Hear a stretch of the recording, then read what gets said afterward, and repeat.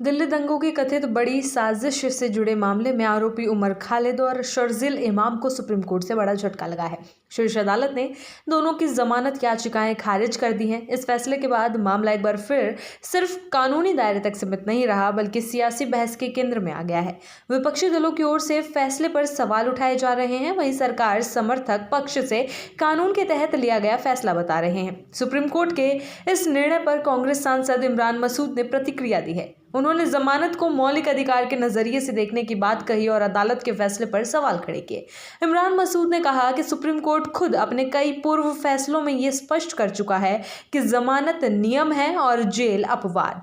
ऐसे में ये देखना जरूरी है कि जिन लोगों के खिलाफ अभी ट्रायल पूरा नहीं हुआ है, उन्हें लंबे समय तक जेल में रखना क्या उनके मौलिक अधिकारों का उल्लंघन नहीं है। कांग्रेस सांसद ने व्यक्तिगत स्वतंत्रता को भारतीय संविधान का मूल आधार बताते हुए कहा कि किसी भी न्यायिक फैसले में इस पहलू का संतुलित आकलन होना चाहिए। उनका कहना था कि किसी व्यक्ति को दोषी ठहराए बिना वर्षों तक जेल में रखा जाना न्याय की भावना के खिलाफ है।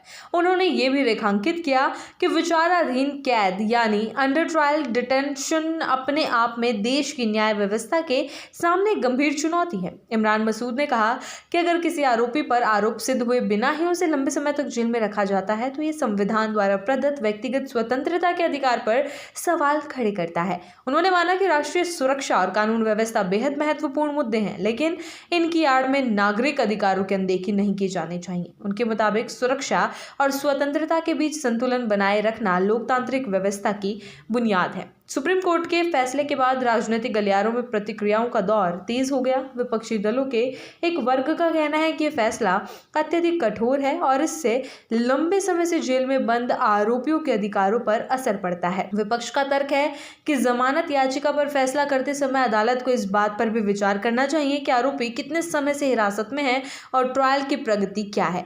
वहीं सरकार समर्थक नेताओं और संगठनों ने सुप्रीम कोर्ट के फैसले का समर्थन किया है। उनका कहना है कि यह मामला बेहद गंभीर आरोपों से जुड़ा हुआ है और इसमें देश की आंतरिक सुरक्षा से जुड़े पहलू शामिल हैं।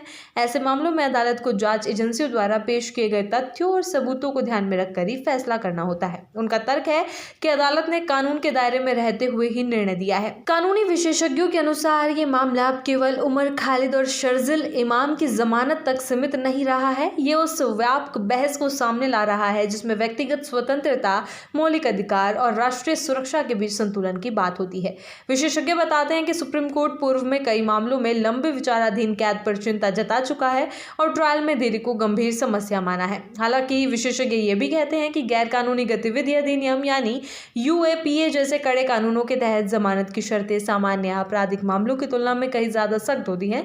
इस कानून के तहत अदालत को संतुष्टि करनी होती है कि प्रथम दृष्टया आरोपी के खिलाफ लगे आरोप सही हैं या नहीं, जो जमानत को कठिन बना देता है। दिल्ली दंगों से जुड़े इस मामले में सुप्रीम कोर्ट का ताजा फैसला एक बार फिर इस बहस को तेज कर रहा है कि आतंकवाद और राष्ट्रीय सुरक्षा से जुड़े कानूनों के तहत न्याय और स्वतंत्रता के बीच संतुलन कैसे साधा जाए।